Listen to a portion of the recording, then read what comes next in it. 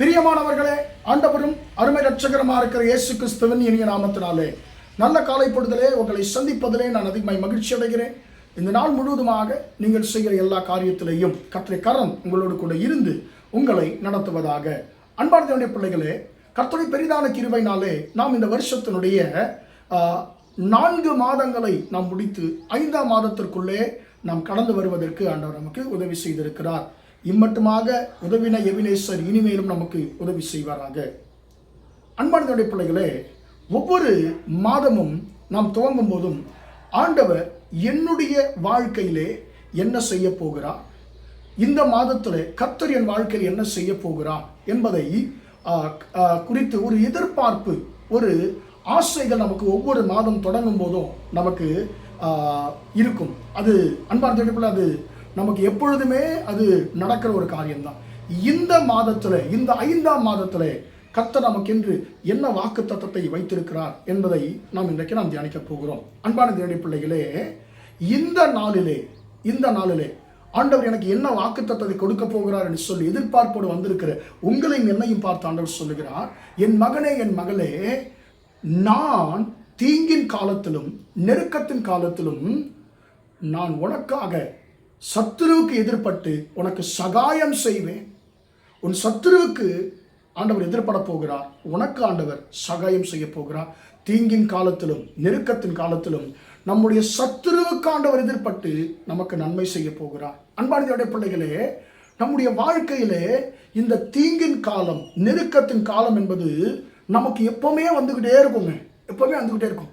நம்முடைய ஆசீர்வாதத்தின் நேரத்தில் எல்லோரும் நம்மோடு கூட இருப்பார்கள். ஆனால் தீங்கின் காலத்திலே, நெருக்கத்தின் காலத்திலே மனிதர்கள் நம்மோடு கூட இருப்பார்களா என்று சொன்னால் கேள்விக்குறிதான். ஆனால் ஆண்டவர் சொல்லுகிறார், என் மகனே, என் மகளே, யார் உன்னோடு கூட இருந்தால் என்ன, இல்லாவிட்டால் என்ன, நான் உன்னுடைய தீங்கின் காலத்தில், நான் உன்னுடைய நெருக்கத்தின் காலத்தில் நான் உன்னோடு கூட இருப்பேன். உன் சத்துருவுக்கு நான் எதிர்பட்டு உனக்கு நான் சகாயம் செய்வேன். எனக்கு சகாயம் செய்கிறவர்கள் யாரும் இல்லை என்று சொல்லி நீ கவலைப்படாதே. மனிதர்கள் இல்லாவிட்டால் என்ன, உன்னை உண்டாக்கின தேவனாகிய கர்த்தராயிருக்கிற நான் இருக்கிறேன் உனக்கு, நீ பயப்படாதே என்று சொல்லி ஆண்டவர் சொல்லுகிறார். தீங்கின் பாதையிலே கடந்து போய் கொண்டிருக்கிறீர்களோ தேவனுடைய பிள்ளைகளே, நெருக்கத்தின் பாதையிலே நீங்கள் கடந்து போய் கொண்டிருக்கிறீர்களோ, கர்த்தர் சொல்லுகிறார், சுற்றிலும் சத்துருக்கள் தான் இருக்கிறாங்க ஆண்டவரே, நான் என்ன செய்வது என்று சொல்லி கவலையோடு இருக்கிறீர்களோ, கர்த்தர் சொல்லுகிறார், நீ கவலைப்படாதே. என் மகனே, என் மகளே, உன் நண்பர்கள் உனக்கு சத்துருக்களாய் மாறி இருக்கலாம், உன் உடன் பிறந்தவர்கள் உனக்கு சத்துருக்களாய் மாறி இருக்கலாம், நீ அதிகமாய் நேசித்தவர்கள் உனக்கு சத்துருக்களாய் மாறி இருக்கலாம். ஆனால் கவலைப்படாத. தீங்கின் காலத்திலே, நெருக்கத்தின் காலத்திலே உன்னை சுற்றிலும் இருக்கிற சத்துருக்களுக்கு நான் எதிர்படுவேன், உனக்காக நான் எதிர்படுவேன், உனக்கு நான் சகாயம் செய்வேன் என்று சொல்லி கர்த்தர் உங்களை பார்த்து கர்த்தர் சொல்லுகிறார். அன்பான பிள்ளைகளே, யாக்கோபுடைய வாழ்க்கையில் இதை ஆண்டவர் அப்படியே செய்தார்.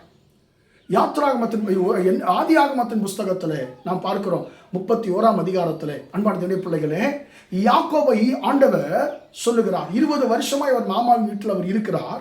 பல போராட்டங்களுக்கு, பிரச்சனைகளுக்கு, நெருக்கங்களுக்கு அவர் உள்ளாகுகிறார். 20 வருஷம் கழித்து ஆண்டவர் யாக்கோபை பார்த்து சொல்லுகிறார், நீ எழுந்து உன்னுடைய தகப்பன் தேசத்துக்கு நீ போ, நான் உன்னோடு கூட இருப்பேன் என்று சொல்லி ஆண்டவர் சொல்லுகிறார். இப்போ போகும்பொழுது மாமா வீட்டில் இல்லை, மாமாவாகிய லாபான் வீட்டில் இல்லை, அவர் வேறொரு வேலையாக வெளியே சென்று இருக்கிறார். யாக்கோபு தன்னுடைய பிள்ளைகளையும் தன்னுடைய மனைவிகளையும் கூட்டிக் கொண்டு அவர் தன்னுடைய தேசத்திற்கு புறப்பட்டு போகிறார். இப்பொழுது லாபானுக்கு அறிவிக்கப்படுகிறது, அவர் என்ன செய்கிறான்னு சொன்னால் யாக்கோபை பின்தொடர்ந்து வருகிறார். அன்பான பிள்ளைகளை, ஒரு தூரத்தில் யாக்கோபு இருக்கிறார். அந்த நேரத்தில் என்ன நடக்குது, இவர் பார்த்து, சரி அதுக்குள்ளே இருட்டாயிடுது, சரி நாளைக்கு போய் பேசிக்கொள்ளலாம், அவனை 2ல் ஒரு கை பார்த்துடலாம் என்று சொல்லி அவர் நினைத்து கொண்டு அந்த சிந்தையோடு இருந்திருப்பார் போல இருக்கிறது.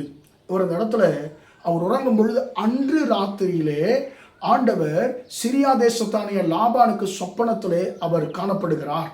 அவர் தரிசனமாக அவர் சொல்லுகிறார், லாபானே, யாக்கோபோடு யாரும் இல்லை என்று சொல்லி நினைக்காத, சுற்றிலும் என்னுடைய தேசம், எல்லாம் சுற்றிலும் இருக்கிறவர்கள் என் ஜனங்கள், என் நண்பர்கள், எனக்கு அறிமுகமானவர்கள். நான் யாக்கோபை நினைத்தால் என்ன வேணாலும் செய்யலாம், நான் நினைச்சா யாக்கோபை என்ன வேணாலும் செய்யலாம் என்று சொல்லி நீ அதிகமாய் நீ ஆணவம் கொண்டு விடாதே.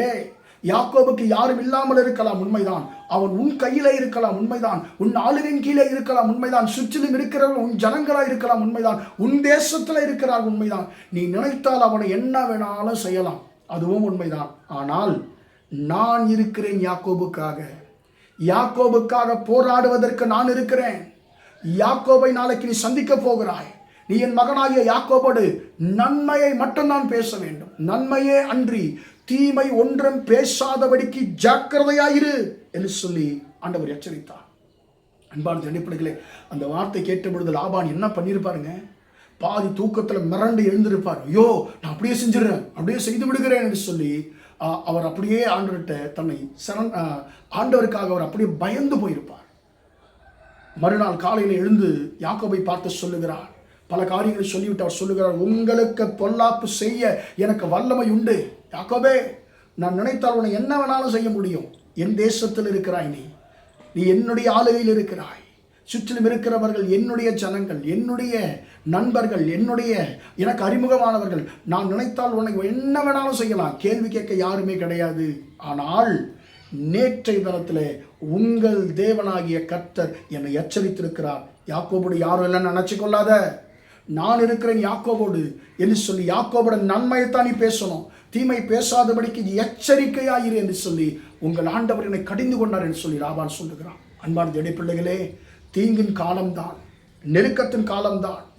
உங்களுக்காக எனக்காக பேசுவதற்கு மனிதர்கள் இல்லாமல் போயிருக்கலாம். ஆனால் கவலை வேண்டாம், உங்களுக்காக எனக்காக பேசுவதற்கு, நமக்காக நம் சத்துருவோடு நம் சத்துருவுக்கு எதிர்பட்டு நமக்காக பேசுவதற்கு உங்களை என்னை உண்டாக்கினதான கர்த்தர் இருக்கிறார். அன்பான தேவ பிள்ளைகளை, இந்த நாளிலே கர்த்தர் உங்களை என்னை பார்த்து சொல்லுகிறார், நான் தீங்கின் காலத்தில், நெருக்கத்தின் காலத்தில் உன் சத்துருவுக்கு எதிர்பட்டு உனக்கு நான் சகாயம் செய்வேன்.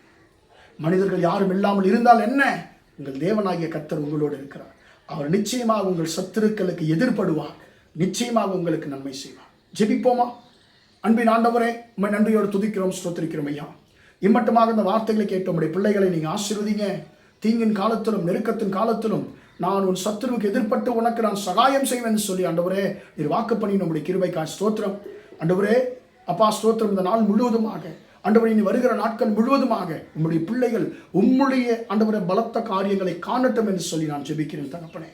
ஆண்டவரே தகப்பன், ஆண்டவரே நீ வருகிற நாட்கள் முழுவதுமாக நீர் உம்முடைய பிள்ளைகளுடைய சத்துருக்களோடு ஆண்டவரே நீர் எதிர்பட்டு ஆண்டவரே உம்முடைய பிள்ளைகளுக்கு நன்மை செய்ய போகிற உம்முடைய கிருபைக்காய் ஸ்தோத்திரம். இந்த வார்த்தை ஆண்டவரே, இந்த வார்த்தை கேட்டுக்கொண்டிருக்கிற ஒவ்வொருடைய வாழ்க்கையிலையும் முழுவதுமாய் நிறைவேறட்டும் என்று சொல்லி ஜெபிக்கிறேன். உம்முடைய பிள்ளைகளை ஆண்டவரே அப்பா ஸ்தோத்திரம் துன்புறுத்தி கொண்டிருக்கிற, உம்முடைய பிள்ளைகளை உபத்திரப்படுத்தி கொண்டிருக்கிற, உம்முடைய பிள்ளைகளுடைய பிரயாசங்களுக்கு முட்டுக்கட்டையாய் இருக்கிற ஆண்டவரே, உம்முடைய பிள்ளைகளுடைய உயர்வுக்கு தடையாய் இருக்கிற எல்லா சத்துருக்களோடும் ஆண்டவரே நீர் இந்த அப்பா நாட்களிலே நீர் இடைப்பட போகிற, எதிர்பட போகிற உம்முடைய கிருபைக்காய் ஸ்தோத்திரம். உம்முடைய பிள்ளைகளுக்கு நீ நன்மை செய்ய போகிற உம்முடைய கிருபைக்காய் ஸ்தோத்திரம்.